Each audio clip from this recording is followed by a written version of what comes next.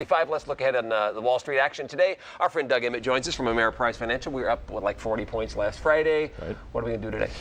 We're opening up pretty flat today, actually. Yeah. Pretty quiet out there news-wise. Little negative news. Japan's growth rate slowing, but that's about it this morning. The market's not going to react to the Paul Ryan nomination. It doesn't mean anything to them. The Paul Romney. We're just going to Yeah, not yet. Okay, all right. Let's talk about Facebook. In fact, we teased that going into the commercials. Right. What's up with them? It's been nothing but bad news kind of since they went public. Nothing but bad news, and it could potentially get a little worse for Facebook shareholders this week, as 1.6 billion shares come off of what's called lockup from their IPO point on Thursday.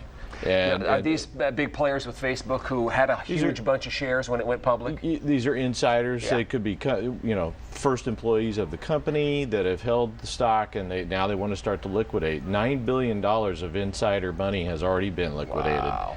And so the stock's down, closed just below 22 Friday, down about 40% from that IPO price. Could get even lower. This will dramatically increase the supply of shares available, so the price goes down. You could very well. Interesting. Yeah. Okay. All right, and we're talking about Google. Apparently, they're going to be slashing some jobs. Yes, Google purchased Motorola Mobility, to increase their exposure into the handset market, and they announced that they're going to cut about, 20% of that workforce, basically about 4,000 jobs out of that unit. And this is an ongoing thing that Google has been doing, kind of quietly up until today, actually, but they have cut about 40% of the executives there at Motorola Mobility, including the CEO, in order to streamline the whole process, is what they're saying. Wow, okay. Yeah. And B of A in the financial news. Right, B of A, in an effort to continue to raise cash for them, they say to continue to raise capital because of new pending requirements for banks here at the start of the year, as well as